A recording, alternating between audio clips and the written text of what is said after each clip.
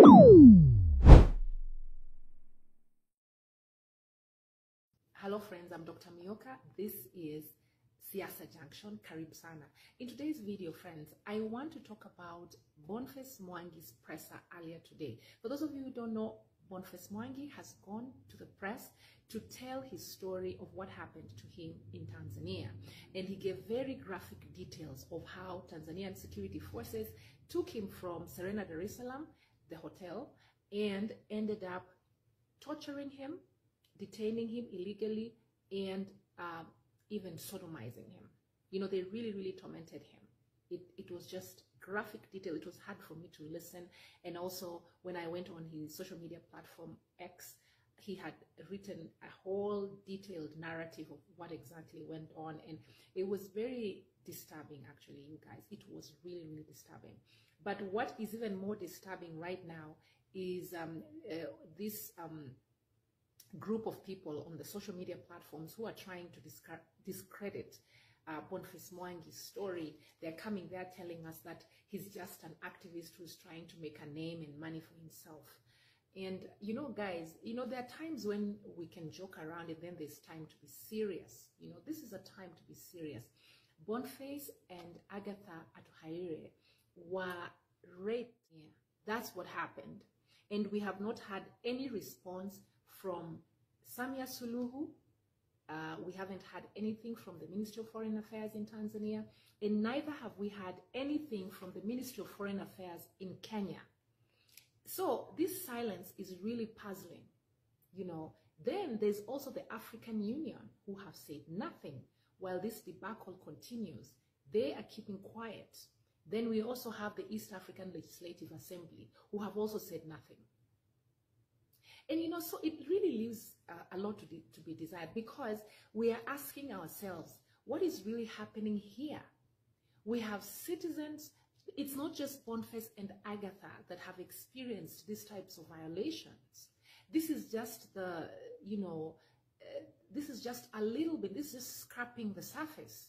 You know, there's a lot of citizens in Tanzania, in Kenya, in Rwanda, in Uganda, in Burundi, and elsewhere in the region, who have had similar experiences, or even worse, they've ended up dead in this region. And yet, our leaders are trying to pretend that nothing is happening. They want to discredit Boniface and anybody else who will dare speak against these regimes. So the reality is this, guys. We have presidents in the entire region who are colluding with one another to suppress us, to oppress us, and to ensure that we stay silent. That's what they want. They want us to stay silent.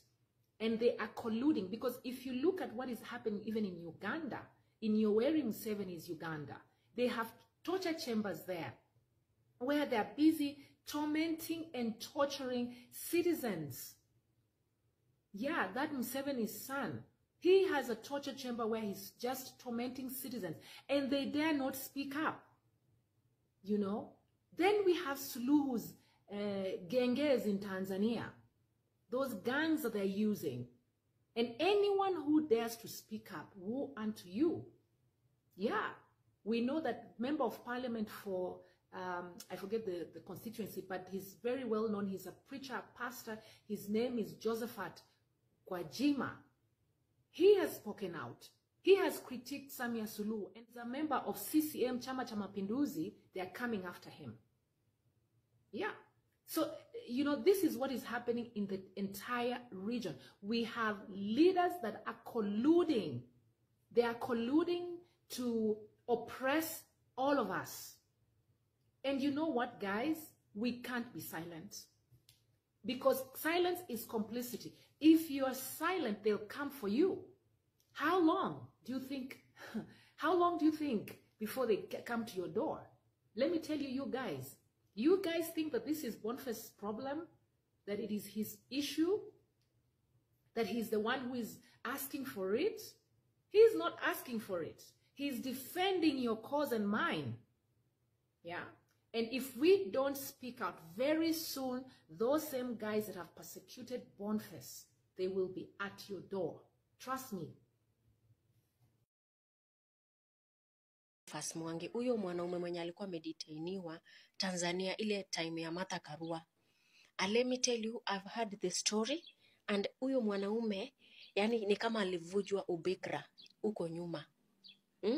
Yani the way he was actually giving all the story was deep. But wa Tanzania, hiyo beef haiwezi isha, hatuwezi iacha hivyo. No. Kama ni hivyo na watu wenu tumewashikilia huku Kenya, it's not fine. If that's how your government works, muna detain mtu alafu munamfanyia unyama, hapana. Kenyans, we have to retaliate in a very good way. Anyway, Aluta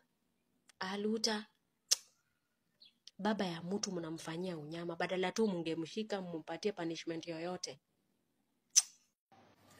So wa Tanzania, the police force ya Tanzania, mulibaka ndugu yetu Boniface. Mulimuingiza vidole kwa mkundudhe.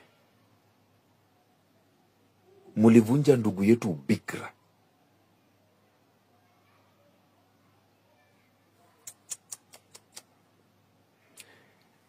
Wa Tanzania, mkuje mchukue viwete wenyu wenye wako hapa Nairobi wanaomba pesa haraka sana, ama tutaanza kudeal na wao sasa pia sisi. Ndugu yetu bikra na viwete wenyu wako hapa wanaomba,